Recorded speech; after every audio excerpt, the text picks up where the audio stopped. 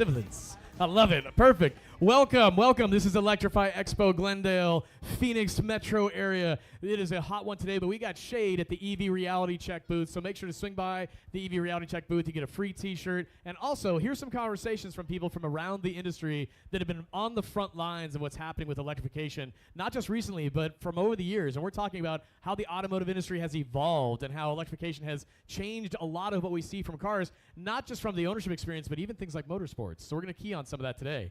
My name is Matt Teskey. I'm the founder and CEO of ChargeWay. It is the best EV mobile app you can download. Add your EV, plan a road trip, see how EV charging can be simple for the EV that you fall in love with. And also, make sure to go to greencars.com that is powering the EV Reality Check space. That is a way to shop for any EV out in the market. Get a chance to compare and shop on your way. They've got a booth right across from EV Reality Check with an ID buzz. Make sure to check that out.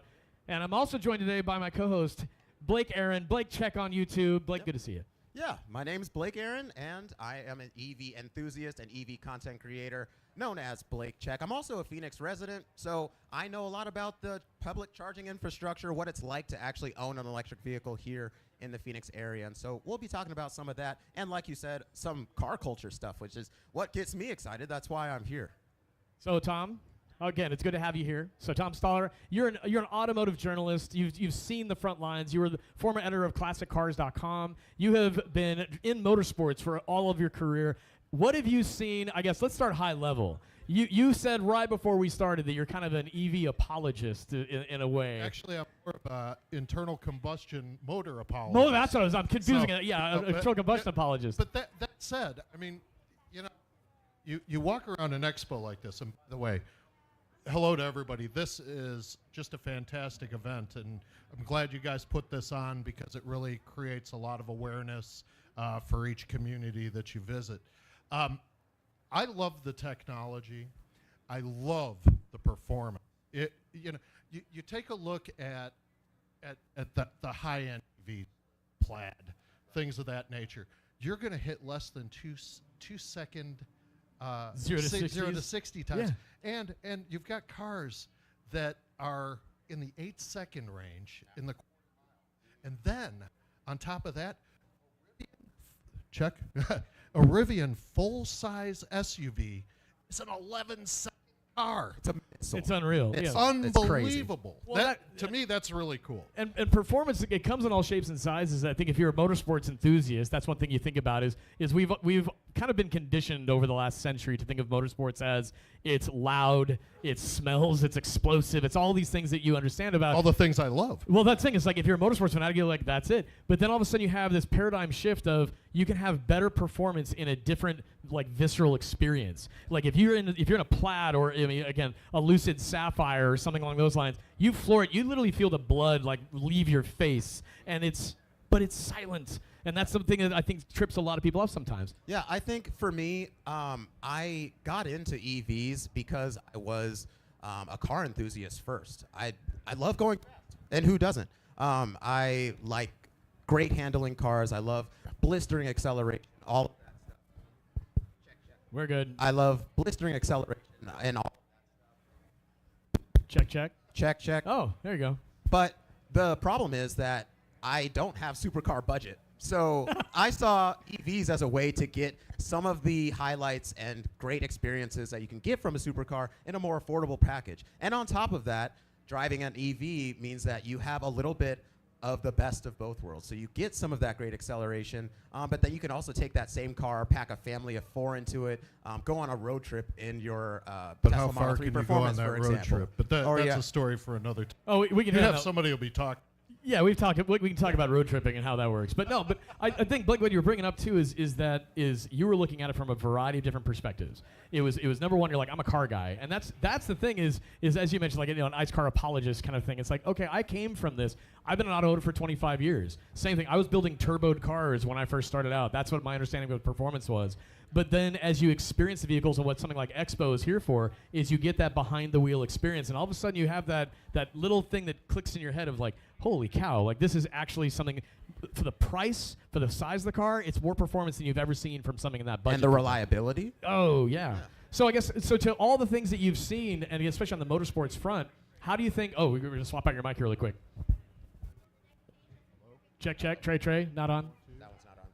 I love this. Is what happens when you're live too. Is you get that first like, oh, how did it turn out? It's like, well, we have a microphone. Check test. Oh, there we go. Beautiful. So one thing that we've seen in motorsports that's been transitioning is everything from off-road, and we've also seen things like Formula E come to fruition. How do you think that has already impacted people's perceptions within motorsport? Well, let me tell you about the very first time the Formula E came to these shores. They actually raced the week before the Long Beach Grand Prix, and I want to say this was 2016, 2017, and the FIA sent me an invitation. I wrote them a very kind letter back saying, I'm sorry, that's the day I sort my sock drawer. And, so you were not having it, basically. You know, I just, when it comes to racing, like you were saying, the sounds, the smells. I mean, I even don't like the sound of modern Formula One cars that are hybrid because I'm used to the V12s and the V10s, that blistering and the V8s pop that happens. That we're doing 19,000 RPMs and just break your eardrums standing, a half a mile away. But since I've actually watched some Formula E, there was a Formula One driver, Nick DeVries, who was a Formula E champion that did transition to Formula One. He was fired in the middle of last season, but we won't get into there's some controversy. We won't get into that. Yeah.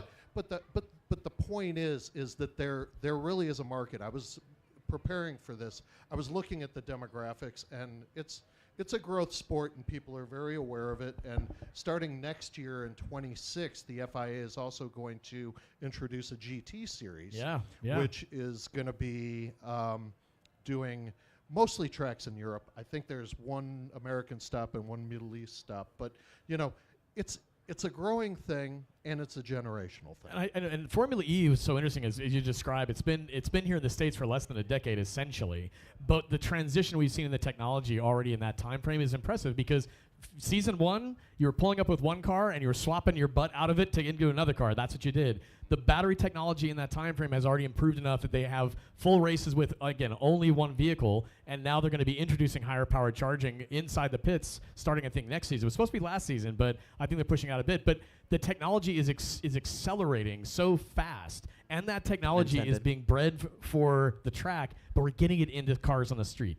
I think what's interesting about Formula E is that I think my impression of it before ever watching was that it was going to be that same silent driving experience that I'm used to as an EV owner. But not really. It's not quite that. No. Yeah. I mean, there is a natural sound that comes from a high-powered, high-performance electric motor, right? Oh, yeah. And so that's present in those races. It does spool. You get the brake noise. You get things of that nature. Several years ago at the 24 Hours of Le Mans, there was the Audi team that actually learned how to, something like 6 bolts can take the whole rear end off the car, switch everything, including the motor, the transmission, the suspension, and they did it with a cherry picker. I think it might be kind of exciting to do long distance races for Formula E or for GT. Having that kind of technology that you literally do a battery switch or you do a rear end switch or something like that, that could actually add some cachet to it. I think the more that you make it a hands-on experience, and that's what motorsports has been for so long, is a hands-on experience. And we talk about reduced maintenance all the time with EVs, but that means even in motorsports, it's like, well, there's less that's kind of going on here. But what you describe is, again, getting that engagement, the human engagement with the motorsports experience, and whoever can come up with the best strategy and tactics around that, it could, again, it adds a level of excitement. That's the thing that's most amazing to me. I've seen Formula E twice in person. They were in Portland, Oregon, the last 2 seasons, and it got a chance to just go and check it out. And that's what really floored me, was just the simplicity around what we drive every day translated to the track. But I think that level of excitement that comes along with things like how fast can you pit, how fast can you stop, what you just described.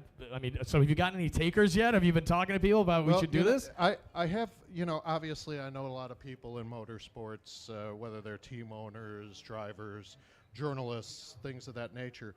The crowd I run with, they kind of balk at, and as you can see, I have great level of support out here. All my friends came out to see, despite that I put the graphic on Facebook and got a lot of snide remarks. But they're missing out. I got to tell you, Tom. I'll tell you. But I guess if I can switch gears here a little bit. Yeah, sure. Even though EVs don't really have gears. Pun intended. There's a few that. Okay, never mind. It's a generational thing.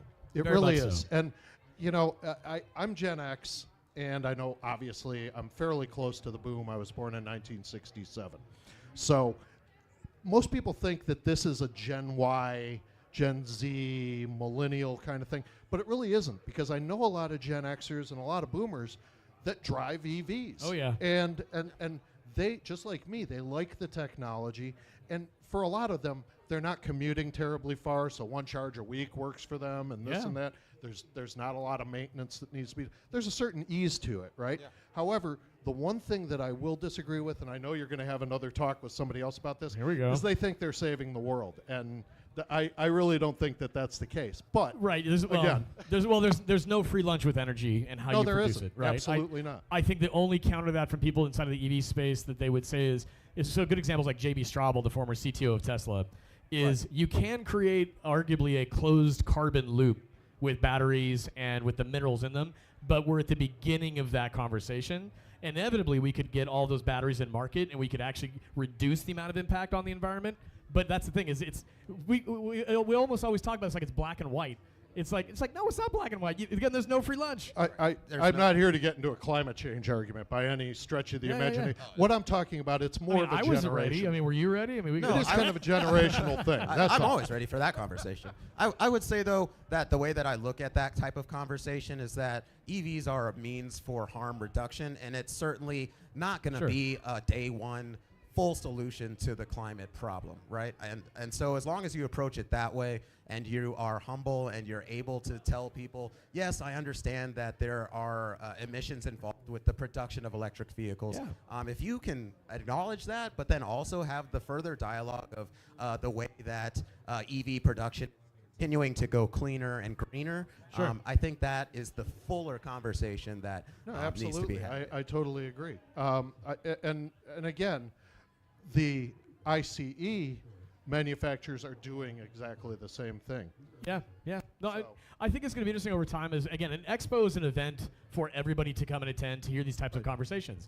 Is most people they hear something from a friend, they read something online, they read a news article that oftentimes the 24-hour news cycle we are up and down with like how that drama can look. Everybody does, yeah. Yeah, and it gets exhausting. So when you get to come to an event like Expo, it's hands-on. You get a chance to experience the product in a way that's just it's unbiased. BJ, the founder of Expo, he's like, look, this is about choice. It's about really representing that a choice is out there as it relates to these are still just cars. They're cars that are great cars. It's a different fuel experience and how you know how to use that for your lifestyle. Once that's kind of buttoned up, you can then fall in love with the car again in the way that you always have.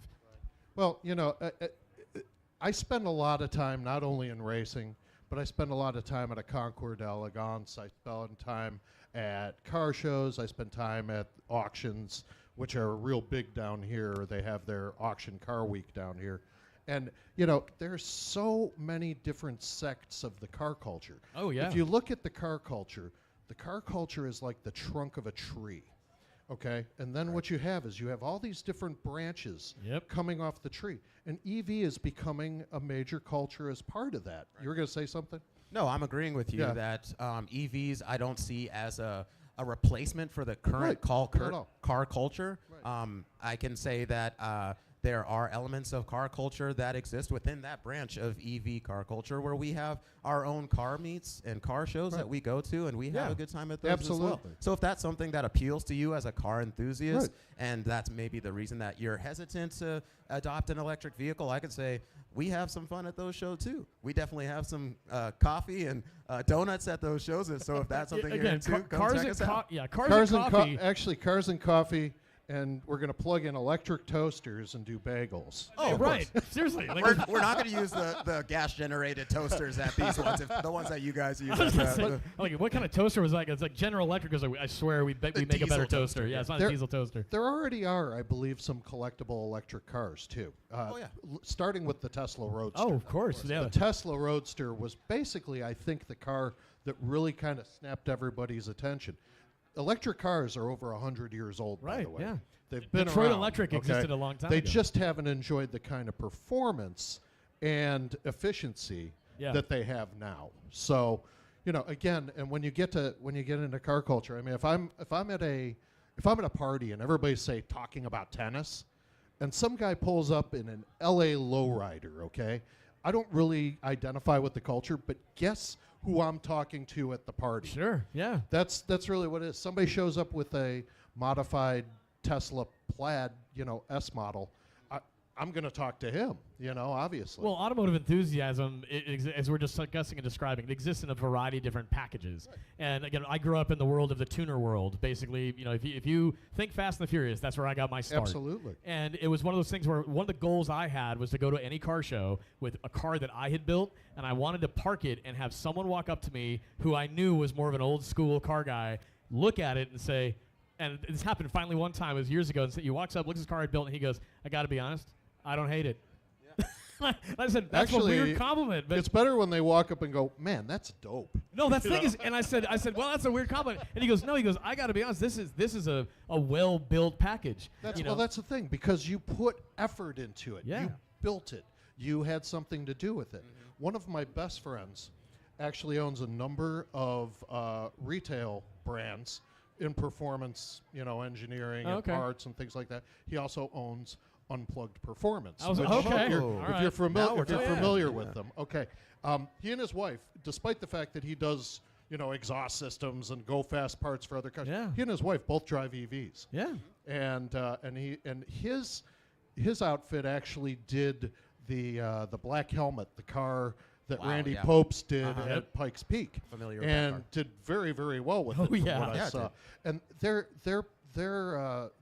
a great retailer, and I'm sorry, I'm kind of plugging them here, but the point is that when I was going into this talk, I had a long conversation with him about what he likes and doesn't like and things like that, and so it was a little easier for me to get on a stage and kind of talk sensibly to your crowd. What's funny is that we just talked about how people in car culture love to customize their cars and improve the performance of their cars, and I think there might be a sense in it that maybe that isn't present for electric vehicles, that it's more difficult or not possible to improve the performance of an electric vehicle. But just like you said, Unplugged Performance is doing it every day. Well, here's the thing too. If you're going to go out and do spirited driving with your EV, you absolutely need to improve your brakes. You need to improve your suspension, and that's going to avert disaster. And that goes for pretty much any car. I was about to say brakes and suspension. Yeah, and if it's a high performance car that has a lot of horsepower and you can get that 0 to 60 time that we were talking about, again, at the end of the day, this is my favorite thing: is an electric car is a car. It is a car. The performance aspects of it are built on the powertrain. It's based on the fuel you're switching over to. But to your point, if you're going to enjoy taking it, and again, if you want to do like a nice like road course run, if you want to go into the hills and have some fun with it, that is based on the principles that we've always known for a long time. And if anything, an EV oftentimes has better lower center of gravity. It lends to those performance aspects, but you still have to be thoughtful around what the performance is you need to think about for upgrades and updates. And that's what even like Electrify show off here at the Electrify Expo event. There are modified and customized cars here that are putting that into practice, and that's a big part of what check we're them out. Yeah. I was going to say, I actually am enjoying the culture here, and effectively, again, it's a different car culture, and I think there's a lot of people out there, and I will say this to all my friends watching at home, who are ice apologists just like me. What? You should be here. I mean, come on. What I was going to say is most of those people kind of identify EV people as having smartest guy in the room syndrome.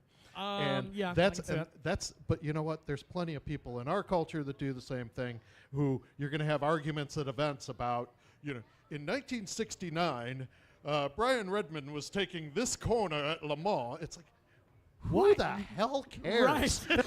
Don't talk down to me. I don't care who you are. Don't do it. I'm just having fun talking to people here. I went and rode a few of the EV bikes and had a lot of fun doing it. And, and everybody here's been really cool. I mean, despite who I am, Despite that. Well, I gotta say, for everything you've seen, I wanna close with this. For everything that you've seen in the industry as it leads up to all the way to today, what do you think is the most impressive technology right now that's in the market on the EV front? I'm actually, I'm here's what I'm hoping for. How's that? I hope the battery technology will change that, because a light car is a fast car.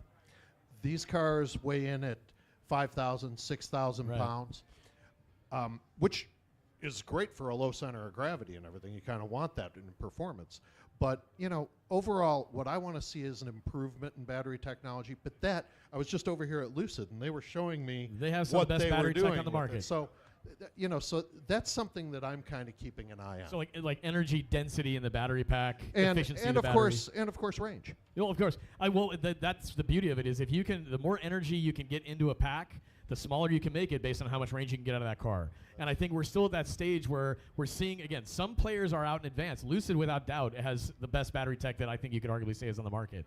And we're seeing, though, on a global scale, the competition that's ramping up on tech is going to have to happen here domestically. We'll see more companies have to compete. So I think you bring up one of the best points is that is the heart and soul of an EV. The tech today exists that you can go and buy an EV and drive it all the time. Which EV do you have right now? I'm driving an EV6. Okay. So, I mean, it's not a performance, or I drive the just light long range one, which is just your family car. But they do have a performance variant of it, and it does struggle in that respect with lower range, and it definitely needs to improve in that area. But even the battery tech that's inside your vehicle is on the same front as what we see from Lucid from, we're getting to the weeds a bit, but like voltage-wise, it allows you to charge a lot faster through some of these different platforms. Class-leading charging performance on that car. That's part of why I bought it. It's a road trip master. Yeah, exactly. Matt, I'll close with one thing. Okay. Back in the early 20th century, when Henry Ford was driving his early models around town, people would say, "Get a horse."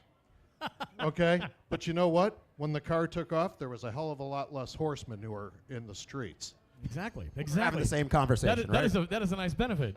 Well, Tom, so for those who want to find out more about what you're working on from a journalistic perspective, how do they get in touch with you? How do they find what you're doing? My website is tomstahler.com. That has pretty much all of my written works for the last 20 plus years, and you know, you can contact me through the site if anybody here wants to have a talk offline. I'll be happy to do that, and I do have some cards to pass out. So thanks so much, Matt, for having me. This has been a fantastic Pleasure conversation. meeting you This as is well. what we want to Pleasure to have meet here at Expo. So again, if you can hear our voices, we're at the EV Reality Check booth powered by greencars.com. And if you want a free t-shirt, if you hear our voices, swing on by, get a free t-shirt. Also, you can sit down in the shade, charge up your phones. We've got everything here for relaxing. But also, you get to hear these conversations with industry experts and leaders that are going to hopefully get you, to think about what your next purchase might be as an EV in a way that's more comfortable, more confident, and that's why we're here. So, Tom, thank you again for taking the time. Thanks for Tom. having me. You guys have a good one.